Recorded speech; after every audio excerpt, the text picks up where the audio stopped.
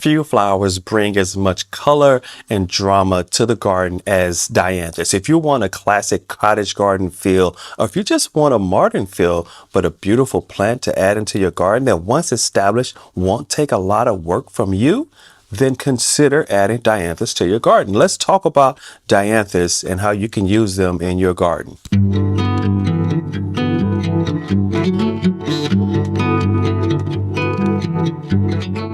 Now, I will admit, the first time I saw Dianthus, I thought that it was a grass that had flowers. And I said, I've never seen grass flower before. And that's really how you can picture the plant growing across the growing season when you're not in bloom. But Dianthus is a magnificent plant, and you can see there's a lot of variety and color, from the beautiful bicolored pinks here over to this bit of a burgundy and fuchsia, and then just a classic white. You also see there's a variety in height and size. This plant is a larger plant. These are smaller, but these are perennials that you could add to your garden that will come back year after year, and they will spread and just add more color over time. Now, Dianthus are known for three things: their color, their ease of growing, and the fact that these plants are really hardy and can handle some of the harsher conditions, and so they don't take as much care from you. Now, people don't think about the name Dianthus. They know the more common name. You're like, this flower looks familiar. Well, carnations are in the Dianthus family. So if you're thinking about carnations, then you're thinking about Dianthus. And you can think about how large and long those stems are for carnations. So you can think about the variety. Think about the fact that stem, which of a carnation, could be about a half a meter long, so that plant can be pretty large. Now, typically you don't see those in your garden. Those are going to be for growers who are growing those carnations specifically for that purpose. But these versions that you could put in your flower bed, you could absolutely cut this off and stick it in a vase. These taller ones, you can get you a nice vase flower out of that. But these smaller ones, I find, grow really well along the front border of a flower bed. They do really well in pots as well. So you can really stretch what you could do with Dianthus across your garden. Now, Dianthus prefer full sun and well-drained soil. One of the quickest ways to kill this plant is if you plant it in heavy clay soil where there's going to be a lot of moisture retained and that soil isn't flowing freely. So you definitely want to make sure that you're giving this plant what it needs to survive. And that's going to be well-drained soil and full sun. Think about it in some ways like a grass, which likes a lot of sun. That's kind of how I relate it in my mind. That's what I like to keep the conditions for this particular plant. Full sun, well-drained soil. Let's talk fertilizer. I use a slow-release fertilizer, but you can fertilize at different times a year. This is a perennial. It's going to come back year after year. So you can fertilize in the spring, add a bit more in the summer, but I do like to put in a bit of a fall fertilizer for this plant to give it a bit of a boost coming into the next growing season. As I mentioned, the varieties of what you could do with these plants. Because of the height varieties, the smaller and larger, this would look really great in, say, a rock garden. You could get something small in a rock garden. They actually get smaller than this, the plants do. So you could get this into a rock garden. This goes well in a flower bed. It looks great in a pot. You could use them in a variety of ways across the garden. And then the fact that they do replicate and reproduce means that you'll have more plants to work with next year.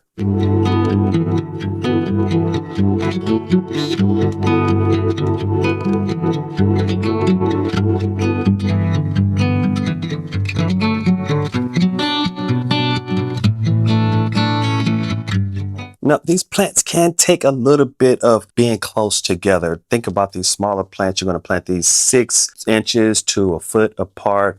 But these larger ones you could put a little bit farther apart. They will fill in over time. So I love to think about Dianthus planting for the future growth and expansion of the plant, not necessarily what looks good this year. If you put it in a pot, they will crowd out other plants over time. So think about that. Not in one growing season, but over time, the plant do tend to grow and spread. Dianthus spread by slow clump growth, not necessarily rhizomes, but again, give that space for the spread to happen over time. Under the right conditions, they can self-seed, so you'll get new ones coming up that way. But think about them as a clump that slowly spreads and expands and gets larger and larger over time. I do love plants that come back year after year, and I do love plants that spread. But that spreading will mean, though, that you want to put a bit of space in between them so they'll have space for that clump to grow and expand into. So don't plant them too close together. As I mentioned, they can handle a bit of harsher conditions. Don't overwater. They can take just a little bit of neglect. Now, don't be a neglectful gardener. You're not doing this on purpose. But if you space out the watering with these plants, once you do water deeply, and it could survive off of that. These plants tend to do really well with just not needing as much care as some other plants. I love them because they're really hardy and they come back year after year. In my growing conditions, I've had a lot of success with Dianthus and the clumps expanding and spreading. Now, the problem is typically though, when the clump dies, if you have a problem, you're going to lose the whole clump. So that could be a problem. So think about it. Don't just buy one. Always buy in threes, or you buy in more than threes. But you may lose a clump or two here and there. If you do, remove that clump, leave the rest, and over time they could fill in that space that was left by that clump that died. That tends to happen, unfortunately. Some plants don't make it to the next growing season, but Dianthus tend to do really well from year over year. That's why they are perennials, and I love having them in my garden. Now, Dianthus do look really great, and some people love them because they bloom over a very long flowering season.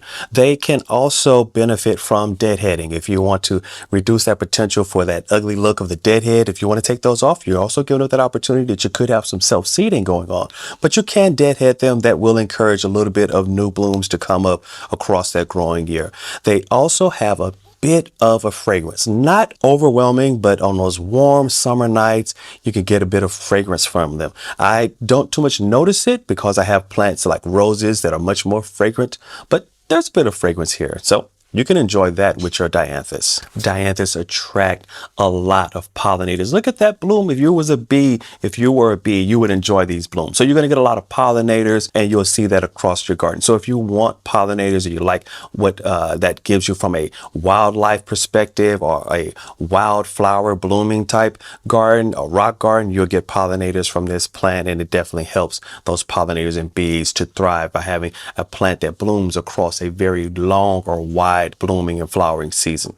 That's something that you can really appreciate. I love adding pollinators in my garden, so any plant that helps the pollinators helps me. Now, I mentioned that these are perennials. Some varieties, be careful, are only annuals. Most do tend to be perennials, and I mentioned that those clumps can die. So just keep that in mind, that they're not all perennials. You want to look at the growing conditions of what it says when you purchase a plant, whether you're going to buy that starting from seed, or whether you're going to buy it as a plant like this as vegetative. I tend to have the most success buying them vegetative, but you get to see what the plant looks like. They will bloom for a long period, but it may not be a perennial. You want to check to see exactly what the conditions are for that variety. For those that are perennials, well-drained soil, they can last for several years before you have to replace them. Dianthus are a plant with a long history. Carnations, Dianthus, they've been grown for centuries across Europe, and now they've spread more widely around the world. So if you want a classic cottage garden, a plant that has a lot of history to it, that looks really beautiful, that doesn't take a lot of care for you, consider adding Dianthus to your garden. There's a wide variety of heights, shapes, colors, scented and then unscented, annuals, biannuals, perennials. It's all there for you, all within this one flowering family, and they add a lot of dramatic color. Hey, get some, add them to your garden. If you never had them before, grow some Dianthus. I think you will enjoy it. It may not be the true star of the show, but they add in really great into flower beds. They look great in pots, and they just add a lot of extra color, and they fill in some gaps and some lower spaces in your garden below some of the larger plants. You may have some open spaces. This plant fills that in. Hey, if you like this content, be sure to like and subscribe. Follow along. I love talking about plants. I love bringing new plants to your attention. If you like that, like and subscribe. Until next time, take care.